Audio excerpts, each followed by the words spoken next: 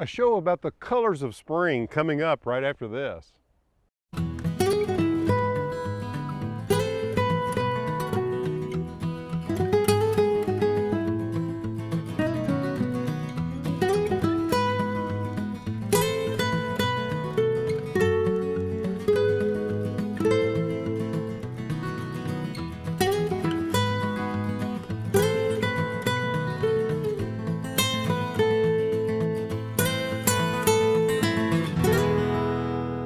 I'm Alan Smith. Welcome to the show.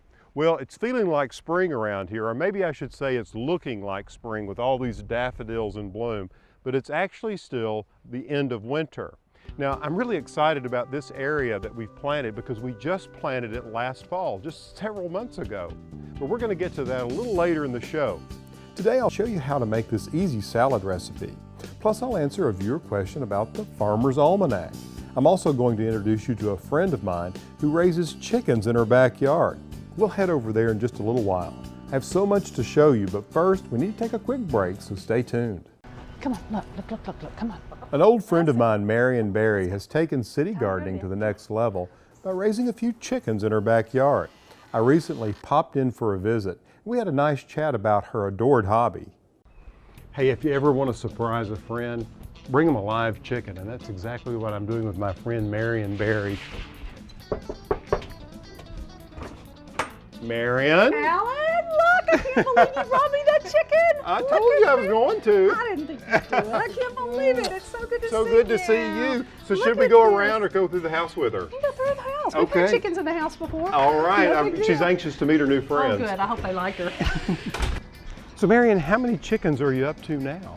I only have 6 right now. Lost one recently to a dog because she was out roaming the neighborhood. Uh-oh. Well, Yeah. this happens, doesn't it? It does. Well, this is a silver-laced Wyandotte, and we've got a big Beautiful. flock of them.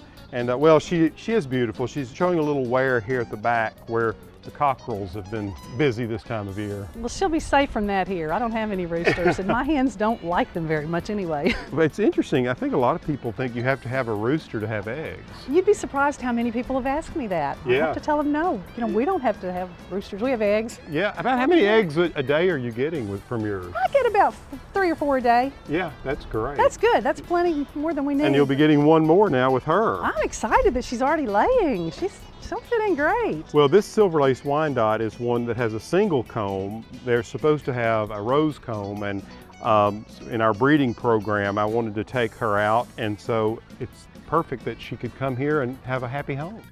Well, tell me a little bit about how you're managing predators, because the varmint problems with chickens, I think, is probably the #1 issue. Predators in the city are really a problem, and I've had a lot of chickens that I've lost to probably raccoons or possums, maybe skunks, I'm not even sure. Yeah. But if I don't close them up at night securely in their coop, Yeah.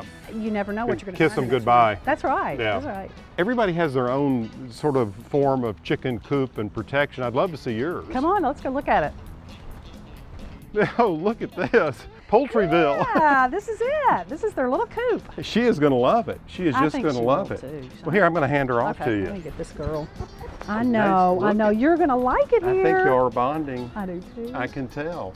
So what roughly is the square footage of the house and the run that you have attached to it? Probably about 60 square feet. 60 square feet. Yep, that's about right. That's 10 square feet per girl. It is. Yeah, Right, which yeah. is way more than is required. And so you can obviously let them out and they enjoy the garden, but you can also lock them in. I see you've used this 1-inch poultry wire, and so far that's kept everything out. As long as I keep the door closed and locked, they're safe. I haven't had any problems. You know, I have to say some of the features I like here, the run itself has a roof, which is very good. Protects them from the elements. Yeah, but they can still be outside in the run, and then the house itself on the back, you've got that raised nest box thing going. So I can get to the eggs easily. Yeah, that's good. I have that as well on one of our pens. You know, at the farm, we've taken big cotton wagons and put wire bottoms on them, and so we can lock them up at night in these wagons. They're covered as well, so it's a similar operation, a little larger. Scale, Yeah, sure. yeah, but I tell you, I just love your setup here. It's just wonderful. It's nice to see a bit of farming in the city. Thanks. Yeah, it is. It's great. It's really simple too. Well, I can tell she's going to have a wonderful new home, aren't you, girl?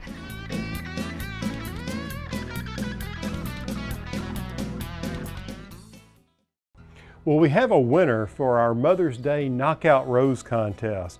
You know, what you had to do was write in and say why your mom deserves some beautiful knockout roses. And our winner comes from Virginia.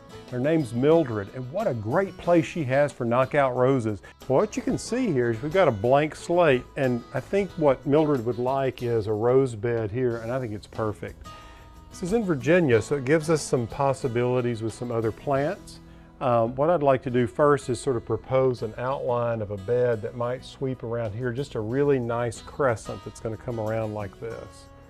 Now we're a little off the page there, so you have to use your imagination. Now what I'm thinking about is some structure. What Mildred won, she won 10 knockout roses, so we're going to use knockout roses here, but we're also going to provide some support plants. What I'm going to suggest here on the corner is that we do some boxwoods. They're very traditional, but I want to punctuate the ends of these beds with 3 boxwoods. And I suggest a variety called green velvet because they seem to do very well and don't suffer from boxwood decline syndrome. And then in the center here, I want to add another grouping of them, of 3 of these boxwoods. They can be 3 gallon, placed about 2 feet to 3 feet apart. And then what I'd like to do is take, and let's put these knockout roses like 1, 2, 3, 4, 5, 6, 7, 8, 9, 10, like this. So we get a big drift of them, a big sweep of knockouts there. And then as a perennial, I want you to think about using catnip, or there's one called Six Hills Giant or Walker's Low. It's a wonderful plant. Nepeta is its genus, and it blooms with the most beautiful ethereal lavender flower. So you're going to have all these knockouts back here. You'll have the evergreen boxwoods, which will be green throughout the winter. When the knockouts die back, you're still going to have some interest here, and you can cut this catnip back once a year, and it'll flush with new growth. I think you're going to enjoy this rose garden. Congratulations, Mildred.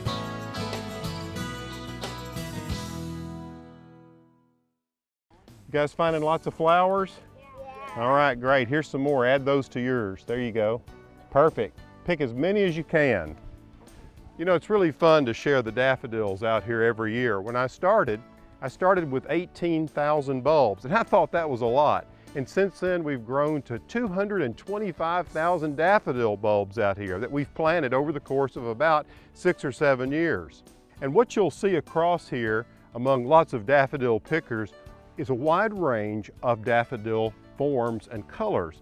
You see, I've got a mixture of them. They start blooming early, mid, and late in the season, and we did that intentionally so that we could have lots of daffodils out here for an extended period of time. One of the early flowering ones is one of my all-time favorites. It's called Ice Follies.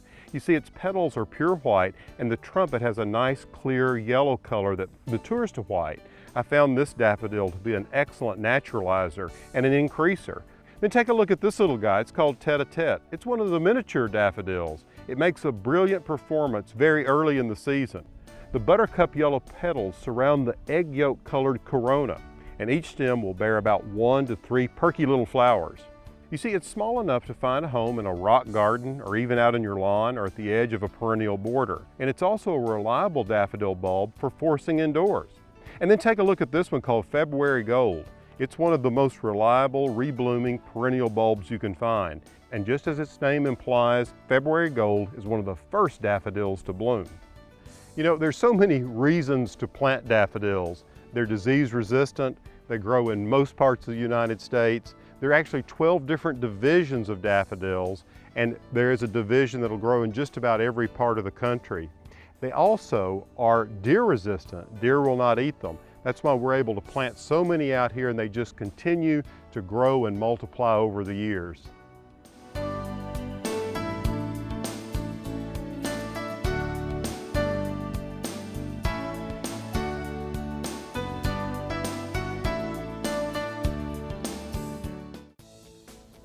Well, it's time for viewer questions, and we have one from Harrison in South Carolina, and Harrison was asking me about the Farmer's Almanac.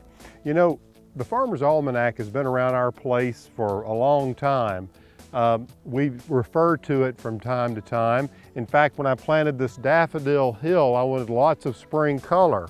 For instance, the Almanac would tell you if you're planting vegetables that are under the ground, you would wait until the moon was on its wane or waning. So potatoes, any sort of root vegetable would be planted during this period of the month. Things that grow above the ground would be planted when the moon is on the rise or waxing.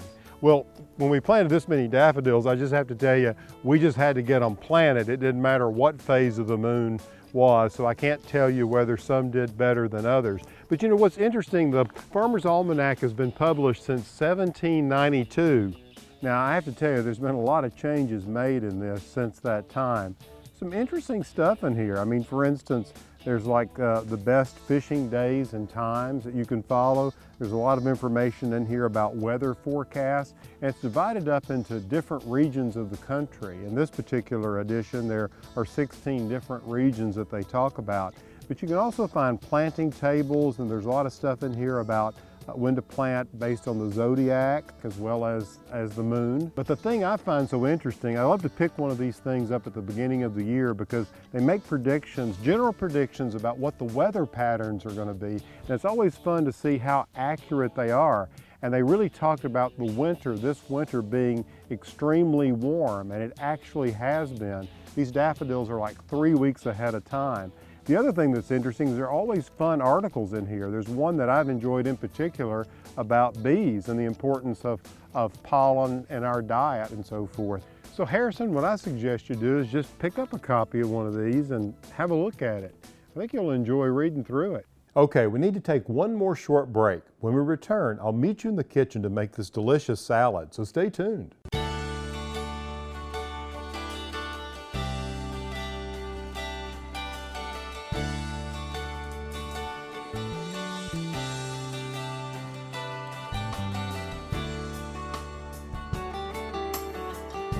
You know, there's something quite remarkable about an egg.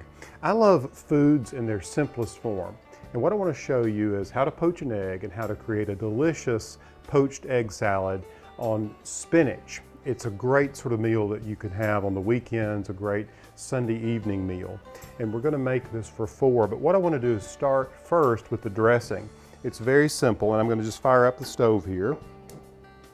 You just want a sort of medium heat. Now, what I'm going to do is I'm going to add 3/4 cup of olive oil, 4 shallots.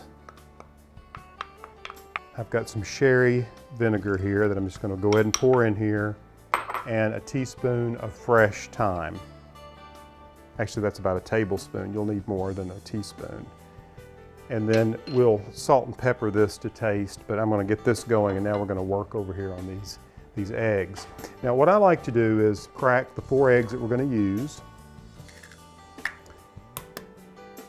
And I like to crack the egg on a flat surface like this, not the edge of a pan, because I don't want to drive the shell up into the egg white.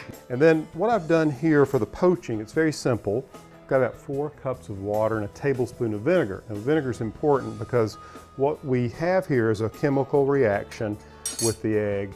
You have the protein of the egg reacts with the acid water, and what I'm going to do is take each one of these eggs and just sort of, just 1, there we go, 2, 3, and 4. Now what you want is for this to cook very slowly. That will make sure that these poached eggs are very tender. You say, well, how long? Well, it depends on how runny you want your egg. I tend to like the entire white cooked, and then the yolk, well, that depends. I like mine slightly runny. As for time, it's going to take about 4 minutes.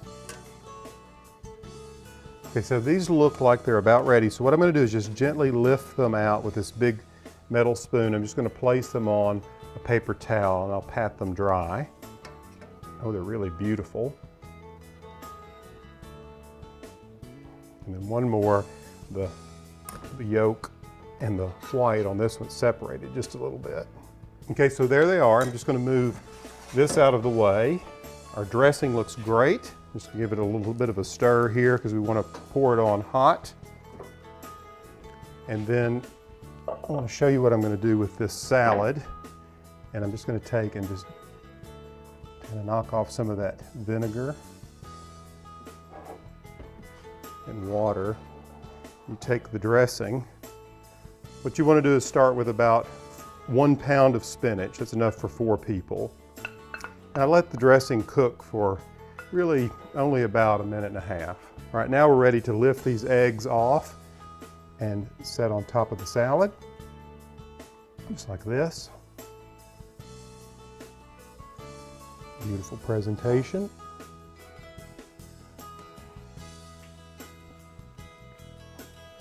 And then all you do is just salt and pepper to taste, which would be about a teaspoon of salt, and I like lots of pepper.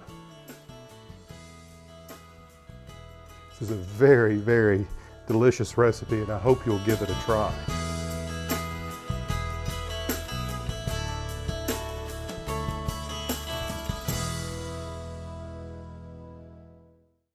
Well, that's all the time we have for today's show. I hope you've enjoyed it as much as I have, and as much as these kids are enjoying it.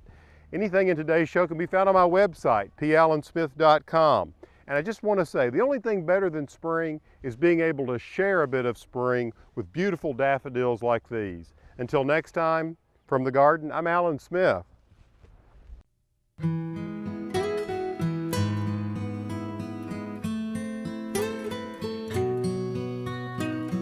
In this garden I dream of a bed of flowers. Bluebirds sing of the beauty all around us. And every time the sun comes out, I can't help but smile. Oh, no, I can't help but smile.